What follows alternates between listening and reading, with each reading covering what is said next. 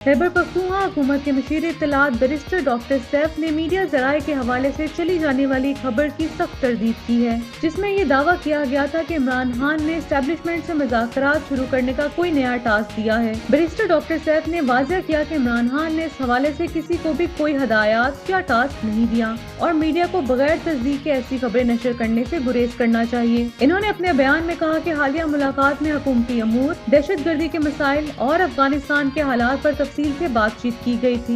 इमरान खान ने वज़ीर आला को हुकूमती मामलात पर हदायत दी, जबकि ने दहशत गर्दी और अफगानिस्तान के मामलात पर मशवरे दिए बगैर। बैरिस्टर डॉक्टर सैफ ने मजीद कहा कि इमरान खान ने एक बार फिर वाज़ेह किया है कि वो ज़ाती फायदे या अपनी रिहाई के लिए किसी भी इदारे या एस्टेब्लिशमेंट से बातचीत नहीं करेंगे। इन्होंने कहा कि इमरान खान के लिए मुल्क की मुआशी तरक्की और सियासी इस्तेहकाम सबसे अहम है और इनके मुताबिक दोनों एक दूसरे से जुड़े हुए हैं। मशीर इत्तलात केपी ने इस बात पर जोर दिया कि मुल्क में सियासी इस्तेहकाम के बगैर मुआशी तरक्की मुमकिन नहीं है और इसके लिए जरूरी है कि पीटीआई को तस्लीम किया जाए और इसकी ताकत को नजरअंदाज करने की कोशिशें बंद की जाएं। इनका कहना था कि पीटीआई एक हकीकत है जिसे तस्लीम करना होगा ताकि मुल्क में इस्तेहकाम पैदा हो सके।